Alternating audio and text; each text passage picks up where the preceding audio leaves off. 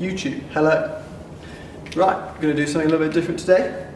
Instead of doing sort of like a tutorial or workout video, I am going to explain how our bodies work in reaction to different trainings. So,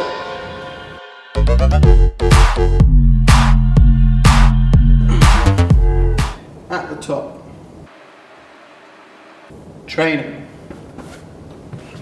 You're gonna have to get a little bit closer. Right, that's good. Okay, now I'm super prepared, got all my colours. So, on this side, endurance, and this side,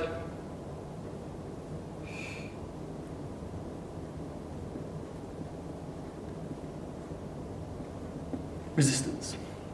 Right.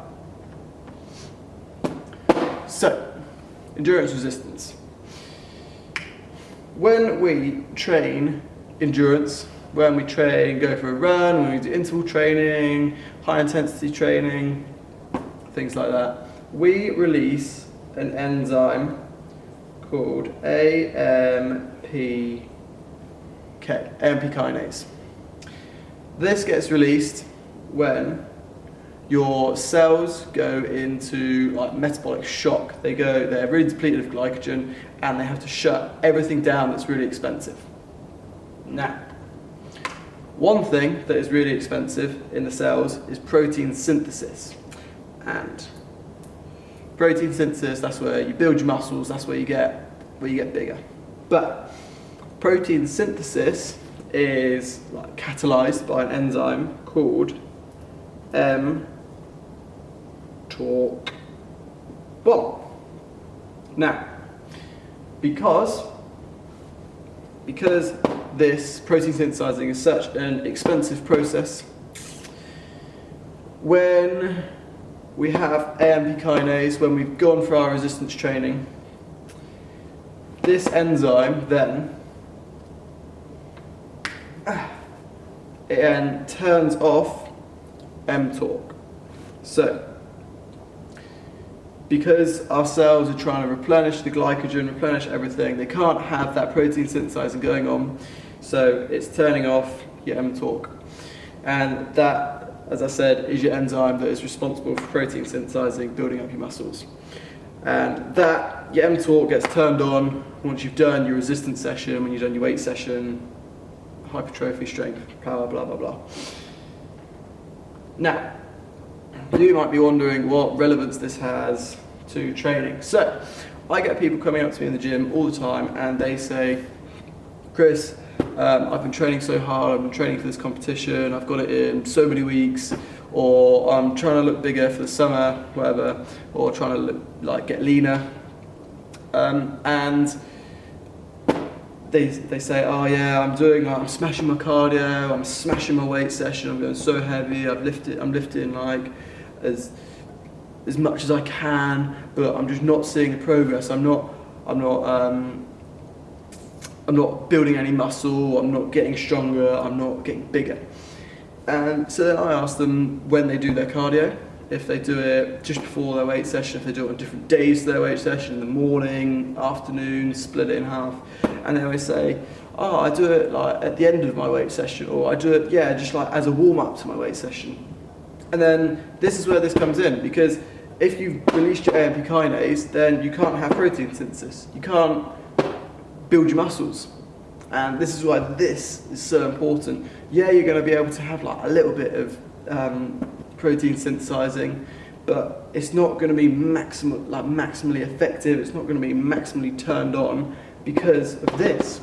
What you need to do is you need to split them both up. You need to do them either different days, or one way you can do it is in the morning. You wake up 7 a.m.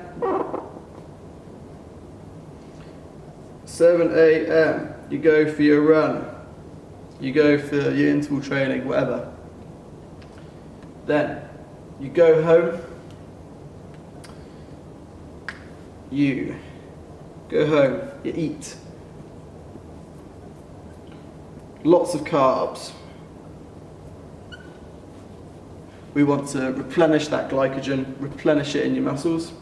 Then, in the afternoon, say, after work, 5 o'clock,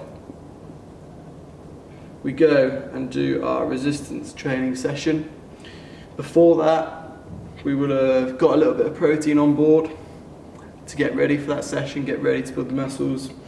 And then we're going to go into that session nice and fresh. This AMP kinase would have been turned off by now because we've eaten our carbs, we've replenished the glycogen in our cells. So that's going to be turned off. And then we can build our muscles. So, excuse my awful drawing. Muscles, yay, tick. So, then this process, it's getting harder, lasts 24 hours. So, our protein synthesizing lasts about 24 hours. If you want to get your maximum amount of protein synthesizing, then you're obviously not going to want to run until the next day at 5 o'clock. What I'd suggest, what I prescribe my clients, is if they want maximal protein synthesizing, maximal strength gains, maximal size, then you'll do your 7 a.m. Monday, 5 p.m. resistance train Monday. Tuesday, you wake up nice and early, 7 a.m. resistance train. Then you've had your 24 hours from 7 till 7 on Wednesday. You go for your run again, you start this cycle again. That's how we get those resistance and endurance linking up. The last thing to add to this is, for resistance training and for building muscle, we want to activate mTOR as much as possible.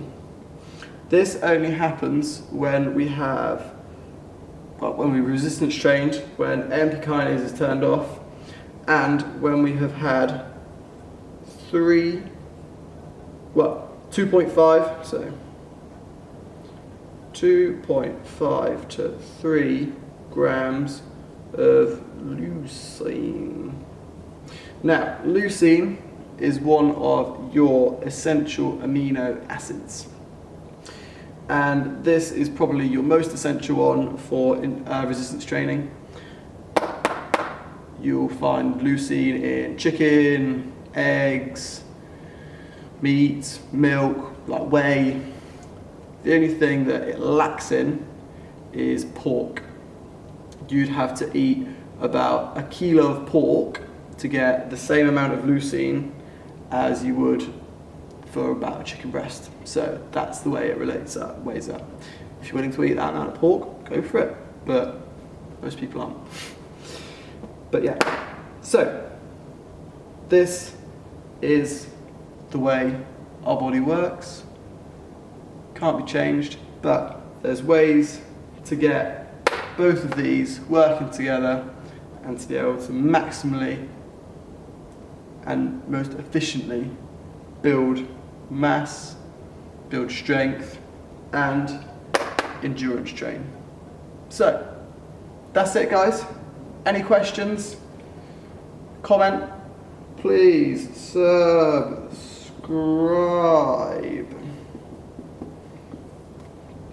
subscribe and like this video. But I'll see you next time. Thanks for watching. Hope you enjoyed it. See you later.